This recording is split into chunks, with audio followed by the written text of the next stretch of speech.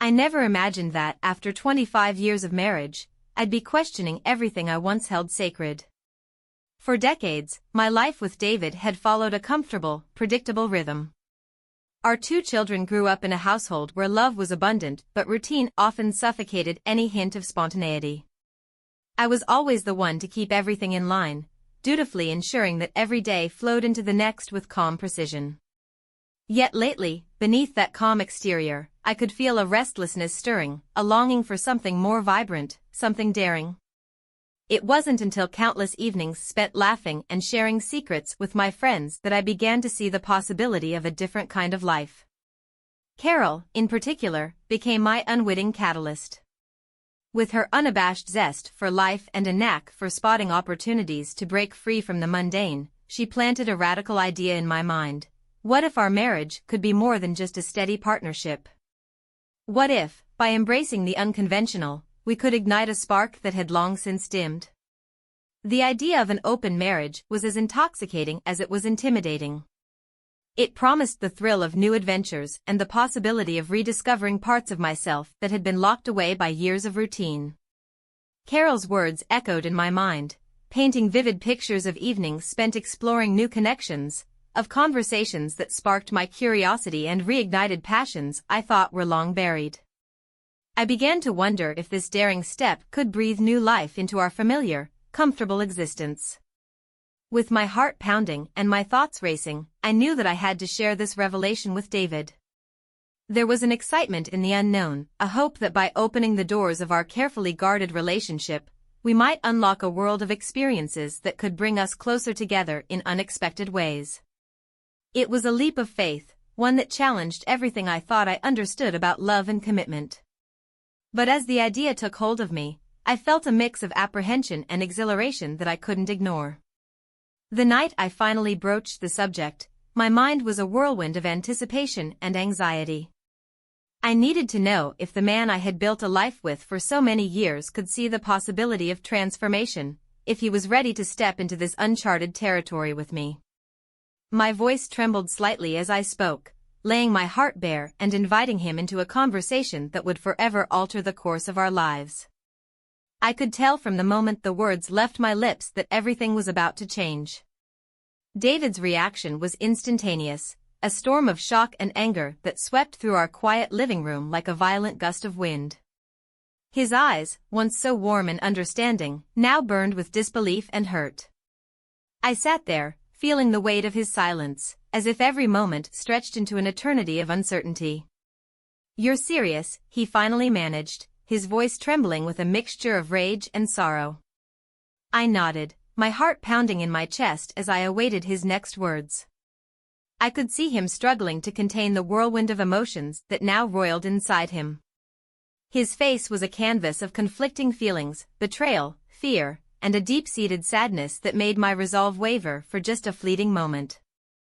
After what felt like an endless silence, David spoke again, his tone measured yet edged with an unmistakable bitterness. "If you're going to do this, there have to be rules. No lovers in this house. No emotional support from anyone else, at least, not in a way that makes our home feel less like a sanctuary. And communication? It's got to be minimal." His words, though crisp and clear, cut through me like shards of glass. I had hoped for understanding, maybe even a spark of shared adventure, but instead, I received conditions that felt like a preemptive barrier to any form of intimacy outside our marriage. In that moment, as he laid out his terms, I sensed something shifting irrevocably between us. It wasn't just the sting of his anger or the cold pragmatism of his stipulations, it was the subtle, almost imperceptible fading of his love. I could see it in the way his eyes no longer met mine with the same intensity, in the way his smile, once so freely given, had become a rare and guarded expression. It was as if by setting those boundaries, David had already started to build walls between us, walls that I feared would grow higher with each passing day. I tried to process the enormity of what was unfolding. On one hand, I felt a fierce determination to embrace this new chapter, to reclaim the spark that had dimmed over the years. On the other, I couldn't ignore the sorrow that flickered in David's gaze, a sorrow that told me he was already retreating into himself, distancing his heart from mine. The room, once filled with the quiet hum of our shared life, now resonated with the heavy silence of impending change. As I left him that night, his words echoing in my mind, I couldn't shake the feeling that this was only the beginning of a profound transformation. His acceptance of my desire for an open marriage was laced with conditions that left little room for the emotional connection we once cherished. And with every condition he imposed, a piece of the man I had loved for 25 years seemed to slip away, replaced by an unfamiliar detachment. Walking away, I found myself caught between two conflicting emotions.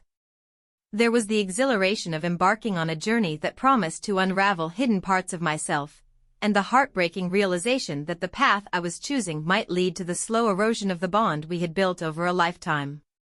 The decision, as liberating as it felt on the surface, came with the cost of watching David's once passionate love recede into a distant memory. That night, as I lay in bed staring at the ceiling, I wrestled with a mix of anticipation and guilt. I wondered if I was sacrificing the foundation of our shared history for a fleeting taste of freedom. But deep down, I knew that the spark I was chasing wasn't something I could capture by clinging to the past. The rules he set out were clear, and while they offered a semblance of structure to our new reality, they also served as a stark reminder that the very essence of our marriage was changing. And in that quiet, solitary moment, I couldn't help but mourn the love that was slowly, inexorably slipping away. In the whirlwind that followed our agreement, I found myself slipping headlong into a world I'd only ever glimpsed in movies and whispered confidences. Almost immediately, I was surrounded by the vibrant energy of younger lovers and the allure of a lavish lifestyle. Nights blurred together as I dined at expensive restaurants where the clink of fine china and the murmur of sophisticated conversations provided a stark contrast to the quiet monotony of our old life. Luxury resorts became my temporary sanctuaries, a playground of sun-drenched days and starlit nights that promised a taste of freedom I hadn't known in years. Each new encounter was electrifying, a vivid reminder of the self I had long neglected. I reveled in the flirtations, the stolen moments, and the heady rush of being desired again. There was something intoxicating about the unpredictability of it all. The new faces, the exotic locales, and the adrenaline of forbidden passion filled a void that had been growing inside me, ever since the spark in our marriage had begun to fade. I became someone else entirely, a version of myself that thrived on spontaneity, indulgence, and the thrill of the unknown. Meanwhile, David's world started to shift in a markedly different direction. As I chased after these newfound adventures, he retreated into a realm of his own, one that grew colder and more detached with each passing day. The man I once knew as my partner began to focus his energy on our children, seeking refuge in the comfort of familiar responsibilities. But even that wasn't enough to fully occupy him. Soon, he took up boxing, a sport that seemed to mirror his internal struggle, each punch a silent expression of his pent-up frustration and sorrow. In between bouts, he plunged himself into the world of real estate investments, trying to secure something tangible in a rapidly changing landscape. It was as if he was attempting to build walls around himself, brick by brick, distancing his heart from the chaos of our evolving relationship. The transformation wasn't lost on our children. Their eyes, once full of unspoken admiration and trust, now held questions and resentments that were hard to ignore. My daughter, only 22, became the loudest voice of discontent.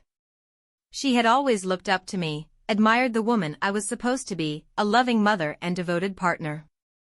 Now, however, she couldn't reconcile the glamorous stranger I was becoming with the mother she once knew.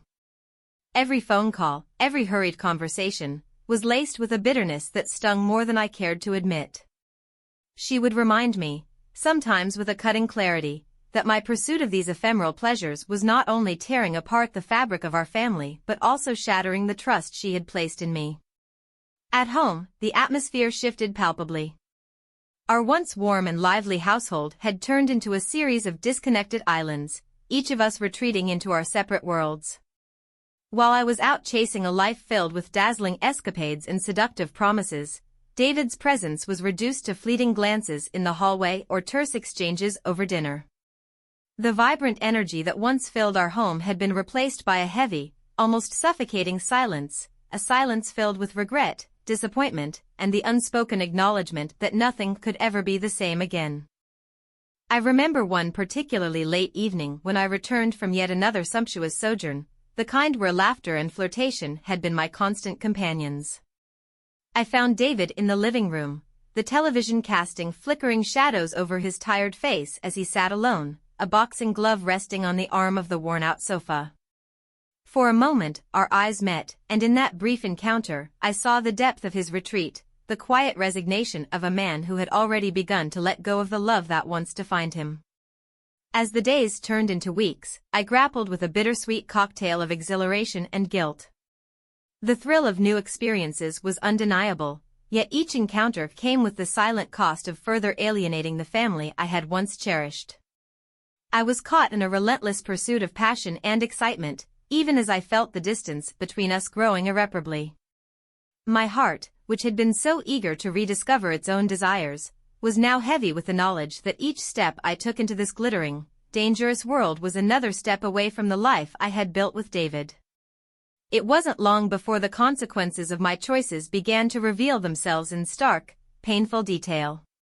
The intoxication of luxury and romance was gradually being overshadowed by the loneliness that seeped into every corner of my life.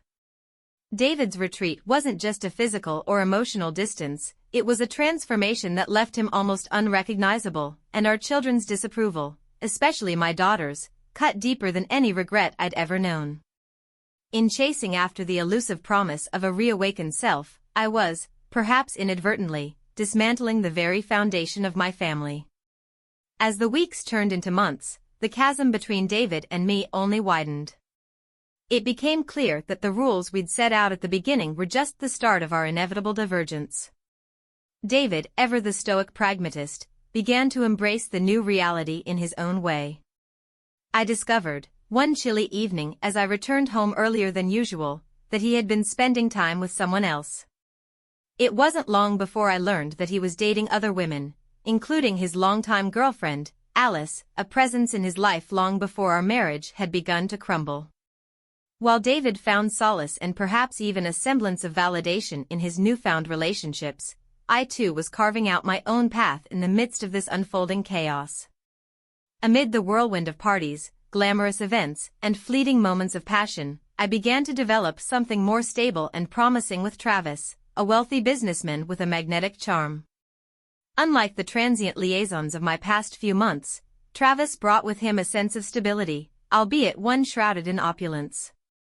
His expensive gifts, a designer handbag here, a bouquet of rare orchids there, were his way of compensating for a world that seemed to be rapidly disintegrating around me.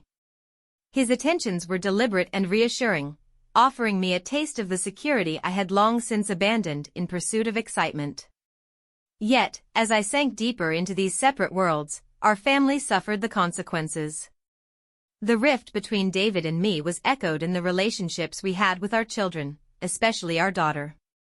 At 22, she had always been perceptive, and now she became increasingly vocal about her discontent. She seemed to regard David as the true head of our family, clinging to the remnants of an idealized image of him, a man who, despite his flaws, still represented stability and order. In her eyes, my pursuit of extravagant experiences and emotionally charged encounters was nothing more than a betrayal of our family's legacy. I recall one particularly bitter afternoon when my daughter confronted me, her voice laden with disappointment and anger. "Mom, you're chasing after illusions," she snapped, her eyes brimming with tears. "You think Travis's gifts or your wild escapades can replace what we had. But you've thrown away the only family we ever had." Her words cut deep, a painful reminder that in my quest for rediscovery, I had sacrificed the one constant I could have held on to, the unconditional love and trust of my children. In the quiet moments of reflection that followed, I found myself grappling with a mix of regret and defiance. I wondered if the allure of lavish gifts and exciting new relationships was worth the cost of losing those closest to me. Yet, every time I looked at David, now so entangled with his own set of commitments, the thought of returning to the old ways felt suffocatingly dull. Travis's steady presence, with his promises of a glamorous life and secure future, was a seductive counterpoint to the instability of our crumbling marriage. David and his new companions moved with a calm assurance that was both enviable and intimidating. He seemed to have found a way to compartmentalize his life, a strategy that left little room for the emotional turmoil I was still wrestling with. His relationship with Alice, although more understated than my whirlwind encounters, was a quiet testament to his need for continuity, a link to the life we once shared. And as he grew more involved with his new partner, the distance between us transformed into an almost tangible barrier, one that I could no longer breach with a simple conversation or a shared smile. In the midst of this duality, David's retreat into a life of measured calm with Alice and my own plunge into a world of unrestrained extravagance with Travis, I began to see the stark reality of our choices.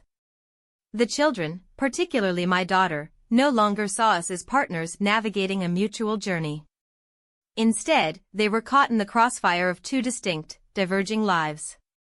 My daughter's growing allegiance to David was a constant, painful reminder that my pursuit of excitement and validation was isolating me further from the very foundation of my family.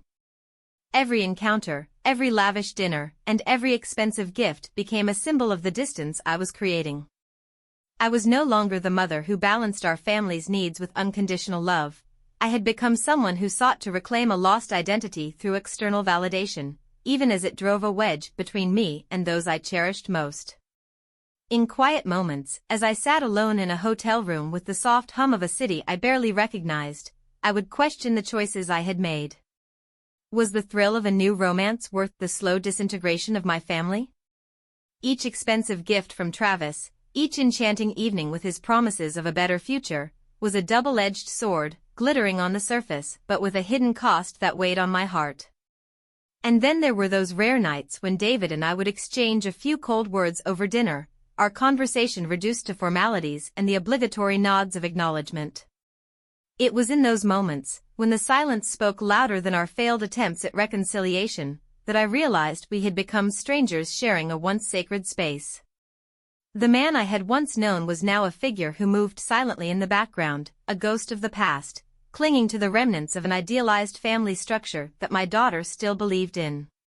The more I immersed myself in this new, glamorous lifestyle, the more I noticed the small cracks in the facade of happiness that Travis's world offered. It was a life of glitter and gold, yes, but it was also a world where emotions were carefully managed, and genuine connection was often sacrificed at the altar of wealth and convenience. I had traded one form of confinement for another, one where the chains were forged not by expectation or duty, but by the pursuit of something that I hoped would make me feel whole again. As I continued down this path, I realized that every relationship we forged outside our marriage, every fleeting romance or carefully constructed partnership, was a testament to our inability to find common ground. David's new love with Alice, my evolving bond with Travis, and even the strained interactions with our children were all threads in a tapestry of separation, a tapestry that we were slowly, irrevocably weaving.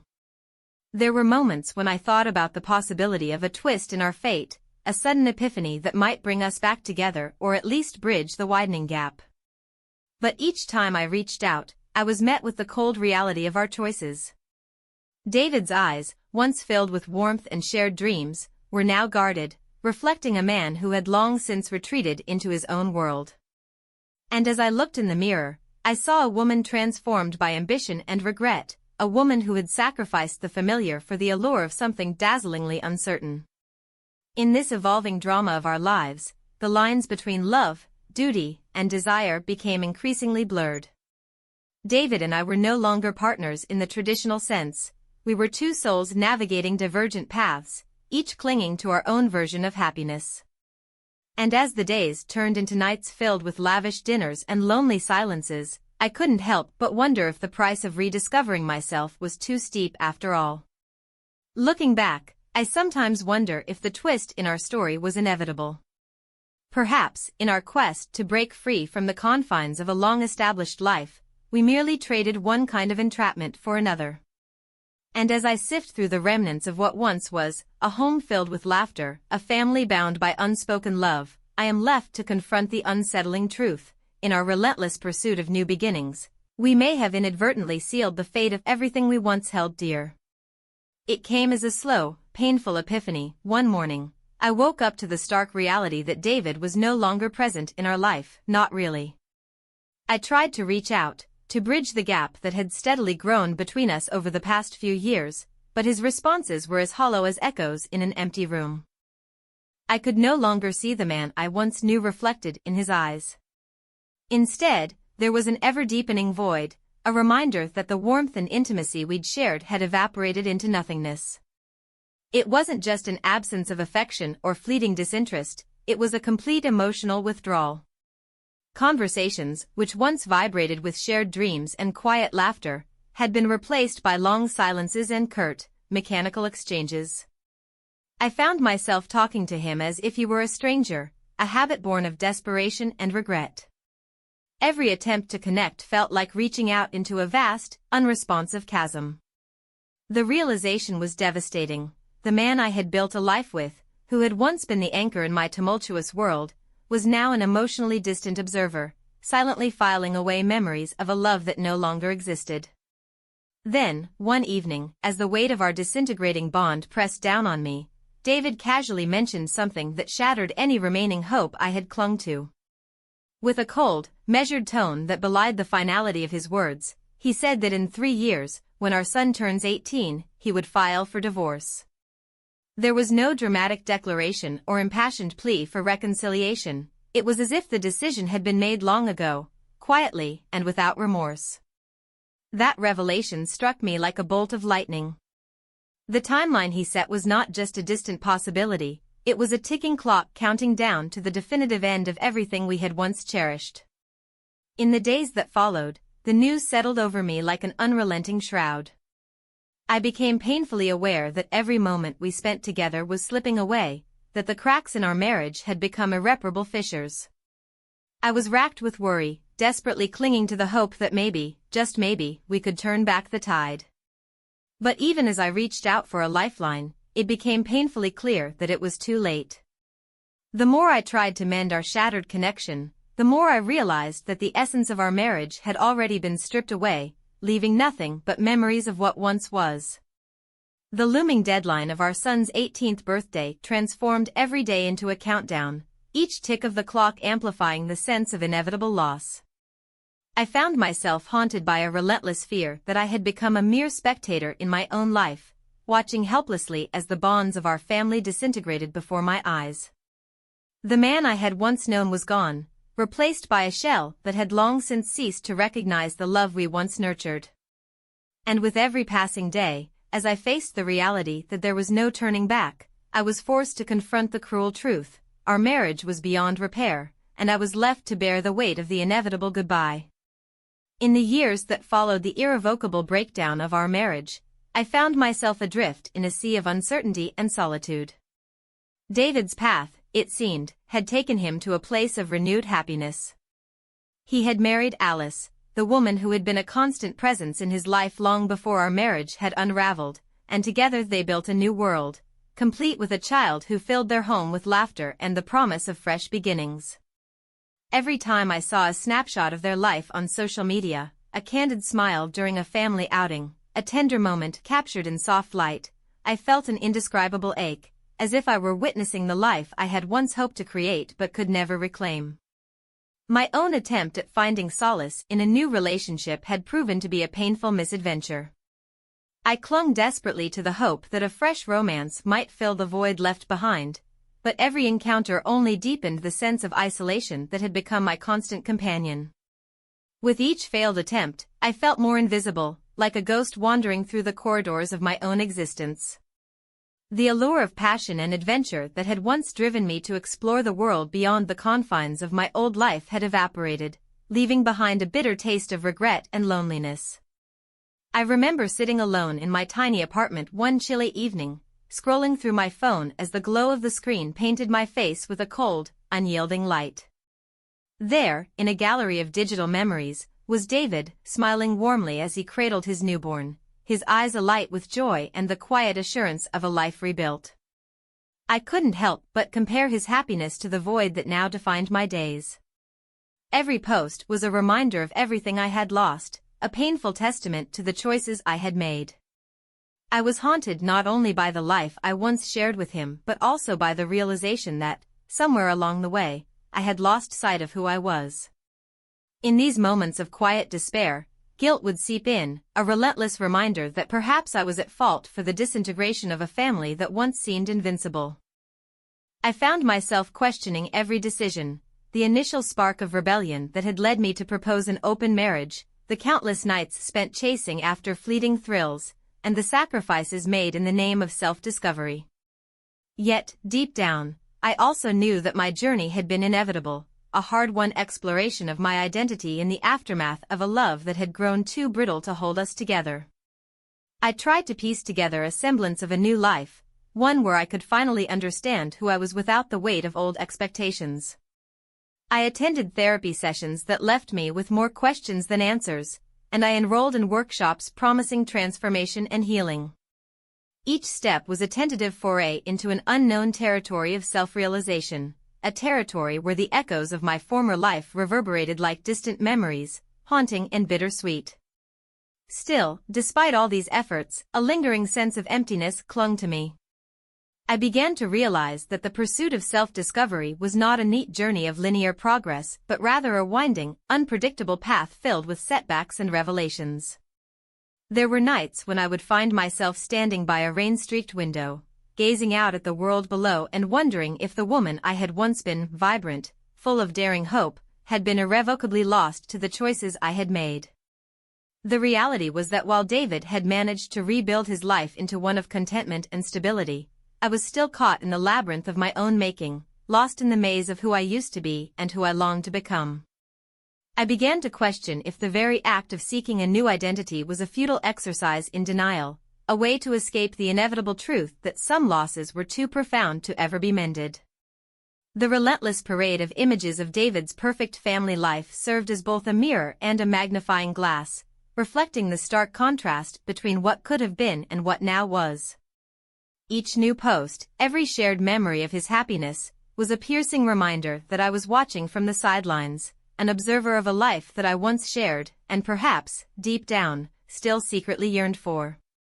In the solitude of my struggle, I confronted the hardest truth. I had been searching for myself in the very places that had driven me apart from everything that mattered.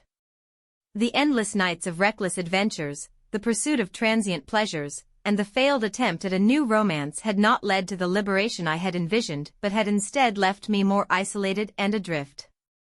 I was faced with the painful realization that true healing might require more than a series of dramatic reinventions or the hollow comfort of another relationship. It might demand an honest reckoning with the pain, regret, and loneliness that had quietly accumulated over the years. Yet, even as I wrestled with this truth, there remained a stubborn ember of hope, a hope that, somehow, I could learn to navigate the ruins of my past and forge a path toward redemption and self-acceptance. I began to write down my thoughts, creating a tapestry of reflections that chronicled not just my failures but also the lessons hidden within them. In the quiet intimacy of these journal entries, I found a flicker of clarity, that perhaps the journey toward finding myself would be a solitary one, marked by moments of stark vulnerability as well as unexpected resilience. As I continued to watch David's life unfold through the digital window of social media, I started to understand that my pain was not solely a product of his happiness, but also a manifestation of my own unhealed wounds. The images of his laughter and his contentment were painful, yet they also underscored a truth I could no longer ignore: change, no matter how tumultuous, was an inherent part of life. And though my own journey had led me to a place of profound loneliness and uncertainty, it was a path that I would have to walk alone, at least for a while longer. In the end, I came to accept that I was both the architect of my own isolation and the only person who could rebuild the bridge to the self I had lost along the way. The bittersweet irony was that while David's new marriage and his happy family life were evidence of a new beginning for him, they were also a constant reminder of the impermanence of everything I once thought was eternal. And so, with a heart heavy with guilt yet hopeful for some distant, rediscovered clarity, I resolved to continue the search for understanding, for forgiveness, and ultimately, for the woman who could rise from the ashes of her own mistakes and find her way back to life. Christmas arrived with a quiet inevitability that found me at David and Alice's sprawling estate, a place that, over the years, had come to symbolize both a fresh start and the painful end of what once was. The holiday season, usually a time of togetherness and warmth, took on a bittersweet hue as I stepped through the grand front doors, acutely aware of every smile, every shared laugh that now belonged to a past I could no longer reclaim. Wandering through rooms adorned with festive decorations and soft, glowing lights, I found myself reflecting on the twists and turns that had led me here. The echoes of past Christmases, filled with laughter, family gatherings, and the unspoken promise of forever, seemed distant now. Here, among the sparkling ornaments and the gentle hum of new traditions, I recognized that I was not the same person I had been all those years ago. My mistakes, my relentless pursuit of something that I thought would set my soul on fire, had led me down a path that ended with the realization that I had lost more than I had ever intended.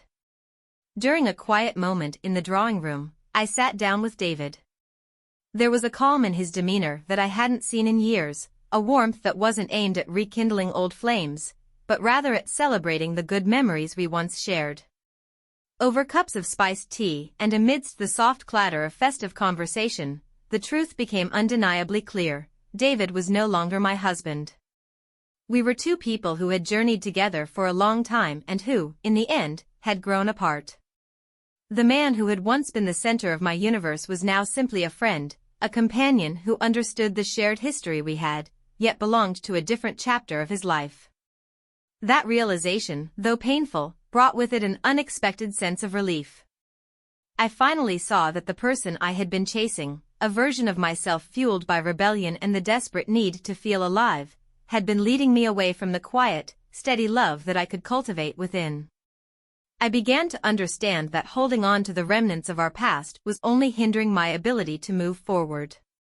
It was time to accept that the connection we once had transformed into something different, something gentler but no less real, a friendship, a mutual respect born out of shared years and shared mistakes.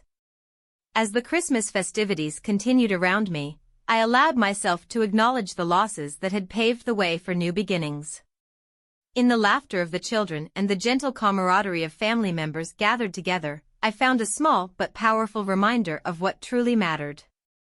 The mistakes I had made were now etched into my story, a series of painful lessons that taught me about love, loss, and the complexity of human relationships.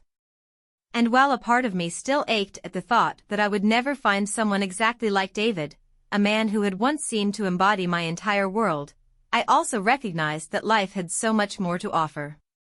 In the quiet moments after the guests had left and the estate fell into a peaceful lull, I found solace in the realization that my future lay not in trying to recapture what was lost, but in building something new. I resolved to focus on the aspects of my life that I could nurture and grow, a career that had once given me purpose, the unconditional love of my grandchildren, and the promise of a new life defined by self-acceptance rather than regret. There was an odd kind of freedom in letting go. I began to see that true reconciliation wasn't about mending bridges to the past, but about accepting the inevitable changes that life brings. The festive season, with all its glitter and nostalgia, had shown me that forgiveness was not just something I owed to David or even to my children, it was something I owed to myself. I had to learn to forgive the choices I had made and the pain they had caused, to embrace the woman I had become rather than mourn the one I once was. Standing on the terrace one cold Christmas morning, watching the soft snowfall blanket the estate in a serene silence, I felt a cautious hope stirring within me. I knew that the journey ahead would be long and, at times, lonely. But it was a journey towards self-discovery and healing, a journey where I could honor the past while stepping boldly into a future filled with potential. So, with a final glance at the twinkling lights inside and a deep, steadying breath, I resolved to let go of what had once defined my identity as a wife. Instead, I chose to focus on rebuilding my life on my own terms. I would channel my energy into my career, nurturing it into a source of pride and fulfillment. I would cherish the moments with my grandchildren, whose laughter and innocence reminded me of the beauty in new beginnings. And I would allow myself the space to grow, to learn, and to love in ways that were honest and true. In that quiet moment of acceptance, I realized that while the echoes of the past would always be a part of me, they no longer had the power to dictate my future. I had the strength to create a new narrative, one that honored both the pain and the lessons of yesterday, and that looked forward to a life replete with possibility, resilience, and the promise of self-rediscovery.